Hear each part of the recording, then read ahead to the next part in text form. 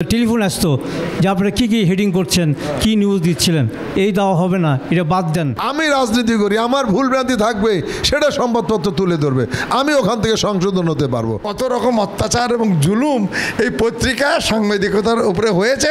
একটি দল, শুধু একটি দলই করেছে, সেটা হলো বাংলাদেশ আওয়ামী লীগ, অন্য কেউ না। সংবাদপত্রের কালো অধ্যায় কেটে গেলেও সাংবাদিকদের কালো অধ্যায় থেকেই যাবে। 16 বছরের একটি সরকার, আমি বুঝতে পেরেছি একটা পত্রিকা সম্পাদক হিসাবে যে আমাদের কত নির্যাতন করা হয়েছে।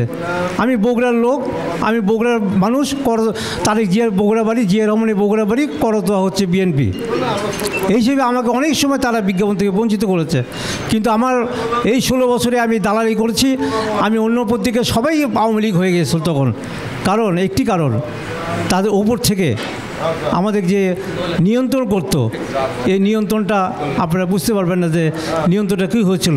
বিশেষ করে বড় পত্রিকাগুলি যারা সার্কুলেশন বেশি, তাদের নিয়ন্ত্রণ রাত 12টার আগে, ডেমি হওয়ার আগেই টেলিফোন আসতো যে আপনারা কী কী হেডিং করছেন, কি নিউজ দিচ্ছিলেন, এই দেওয়া হবে না, এটা বাদ দেন।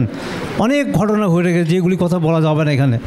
যাই হোক, আমরা চাই যে বর্তমান সরকারের মানে 5ই আগস্টের আগে যে সরকার ছিল, এখন তো বর্তমান সরকার আমরা পাই যাব। 5ই আগস্টের সরকার যে ছিল, যেগুলি আমাদের সাংবাদিকরা বেশি দালালি করছে, তাদের বিচার হয়েছে। আমি মনে করি তাদের বিচার হওয়া উচিত। আপনারা দেখেছেন টেলিভিশনে তাদের সাক্ষাৎকার, বিভিন্ন সাংবাদিকরা যেভাবে কথা বলেছে, এটা আমাদের জন্য, দেশের জন্য ক্ষতি হয়েছে। জাতীয়বাদী আদর্শ করেই আমরা হয়তো সংবাদপত্র চালাতে পারবো, আমাদের সেই চাপটা থাকবে না।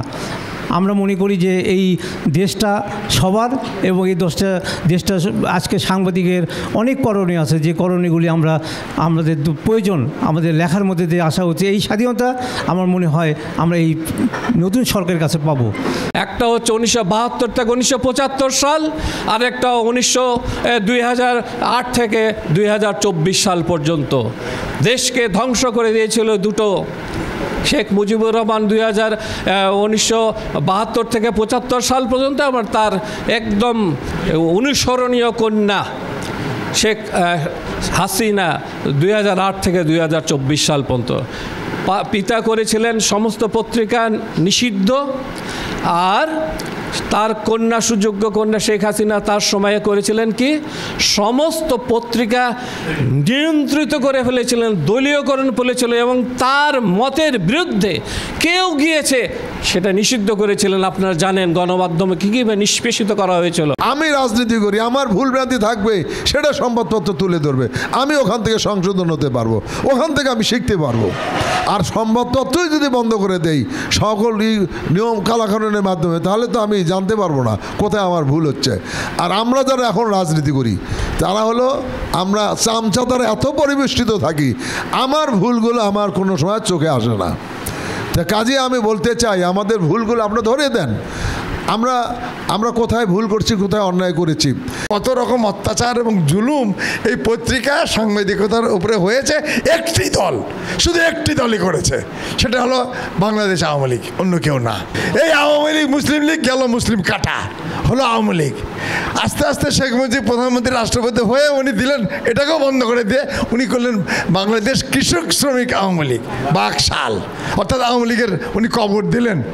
শহীদ রাষ্ট্রপতি জিয়াউর রহমান তো এই বাংলাদেশ আওয়ামী লীগকে আবার উনি জীবিত করলেন।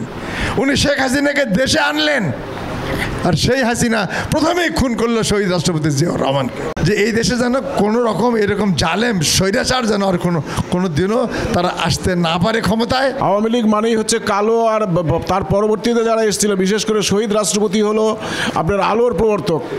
উনি যেখানে অন্ধকার দেখেছেন সেখানেই আলো দিয়েছেন, স্বাধীনতা যুদ্ধ থেকে শুরু করে সর্বশেষ পর্যন্ত ওনারা আলো ছড়ানোর দল, এবং আলো আগামীতেও ছড়াবেন।